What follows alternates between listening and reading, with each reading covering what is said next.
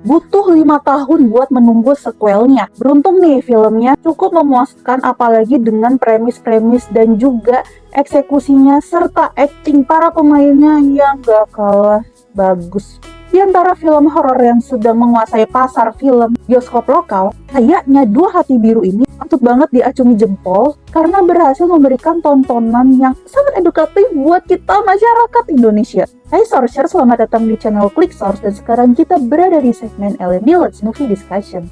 Oke, jadi di segmen kali ini Main Source pengen nge-review jujur film Dua Hati Biru yang filmnya baru aja tayang tanggal 17 April kemarin. Sebelum itu, seperti biasa, Main Source mau ngingetin dulu ya, kalau review film kali ini pastinya mengandung full spoiler. Jadi buat sourcers yang gak mau kena spoiler setitik pun, lebih baik skip aja video ini dan saksikan terlebih dahulu filmnya di bioskop ya.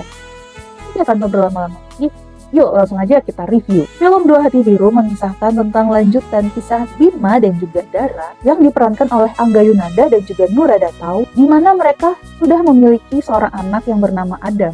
Film ini berlatar waktu 4 tahun setelah film pertamanya.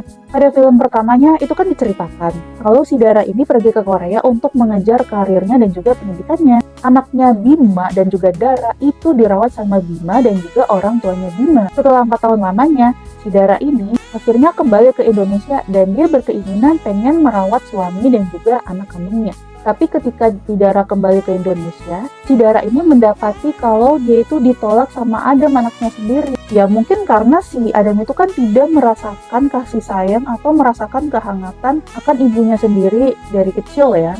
4 tahun gitu loh, anak kecil ditinggal sama ibu kandungnya sendiri, pastinya ada sedikit rasa asing gitu ketika dia harus bertemu dengan sosok ibu yang selama ini tidak pernah dilihat. Tapi lama-kelamaan nih, seperti yang kita tahu dan seperti yang sudah bisa kita tebak, si Adam ini pada akhirnya kan dia luluh dan si Dara bisa mendapatkan hatinya Adam.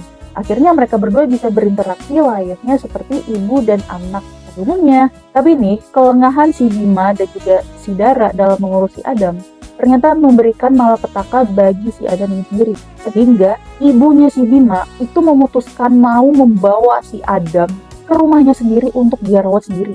Konflik demi konflik terus berdatangan di film ini. Jika di film pertamanya kita dipertontonkan tentang konflik remaja SMA yang mengalami bumbu percintaan hingga akhirnya mengalami MBA, di film kedua ini kita diperlihatkan tentang konflik kedua pasangan muda yang setelah nikah dan baru banget punya anak. Ini tuh lebih ke masalah-masalah pasangan-pasangan muda yang baru banget nikah dan punya anak di usia belia ya. Dan ini tuh benar-benar sangat relate sama dunia nyata. Mulai dari konflik egoisme di antara Bima dan juga Dara, yang dimana keduanya ini saling gak mau ngalah. Belum lagi orang tua Bima dan Dara yang terus-terusan ikut campur. Sampai masalah parenting di antara mereka berdua. Belum lagi nih masalah insecure-nya si Bima yang penghasilannya tuh kalah jauh lah sama si Dara yang istilahnya dia udah berkarir dan juga berpendidikan yang lebih tinggi. Jadi wajar gak sih namanya cowok tuh suka insecure gitu. Ini relate banget tau sama dunia nyata. Kalian pada ngerasain gak? Di film ini juga kita diperlihatkan gimana mental seorang anak kecil yang harus mendengar dan melihat kedua orang tuanya bertengkar. Ini tuh kayak ngasih tamparan keras nih buat kita para orang tua yang hobi banget berantem di depan anaknya. Kan kasihan anaknya masih kecil harus ngedengar dan melihat pertengkaran orang tuanya sendiri. Rasanya nih konflik yang dihadirkan di sini emang bener-bener relate banget deh sama dunia nyata yang sering kita temui atau sering kita alami sehari-hari. Dan tentunya ada nilai edukasi bagi kita para penonton. Emang deh, film Dua Hati Biru ini cocok banget ditonton buat para keluarga, terutama buat pasangan muda yang baru nikah ya. Gina S. Nur benar-benar menulis cerita Dua Hati Biru dengan sangat baik. Para aktornya ini juga memerankan karakternya dengan sangat baik juga. Main Source nih ya, sangat menyoroti acting dari anak berusia 5 tahun. Bayangin nih, si Farel Rafiski, dia yang memerankan sosok Adam, harus diakuin, memerankan acting bocah umur 4 tahun, itu sangat luar biasa banget loh. Dia sangat-sangat menggemaskan dan juga actingnya natural banget. Belum lagi nih, kehadiran Keno Angelo yang memerankan tokoh Iki, yang selalu bisa mencairkan suasana konflik yang panas di tengah Dara dan juga Bima yang sering berantem yang bikin kita nih gemes. Dialog serta gesturnya si Iki itu bikin kita ketawa banget dan bikin kita tuh ngerasa lucu banget. Selain itu ya, acting Nurada Tau yang menggantikan Zara Adisti memerankan Dara ini, wah gila, ini bener-bener memukau sekali actingnya dia. Main Source tuh salut banget sama actingnya Nura yang kelihatan banget natural. Bahkan menurut Main Source nih, lebih baik gitu loh daripada si Zara. Mohon maaf, ini subjektif. Min-Source juga sampai mikir, kenapa nggak si Nur Hada tahu aja ya, yang dari awal dia memerankan si Dara ini. Dari segi alur ya, Dua Hati Biru ini berjalan dengan cukup santai. Setiap ada konflik itu pasti ada penyelesaian masalahnya dulu. Nah, baru ada konflik lagi, terus ada penyelesaiannya lagi. Wajar aja sih, soalnya kan ini tontonan keluarga. Jadi sangat on point banget. Dan gak bikin kita tuh mikir terlalu keras. Gak bikin kita tuh harus berteori kayak di film yang... Mana tuh?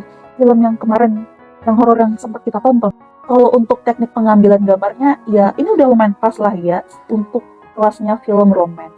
Color gradingnya itu cukup pas dan gak bikin mata kita tuh keganggu, sehingga ini bikin mood kita para penonton makin naik gitu untuk lebih betah menyaksikan film ini. Oke deh, untuk keseluruhan Min-Source mau kasih rating film ini 8,5/10.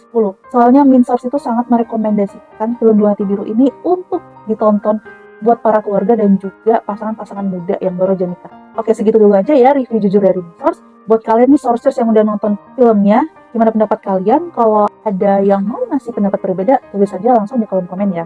Jangan lupa subscribe channel Klik Source untuk menikmati konten-konten kami yang lainnya.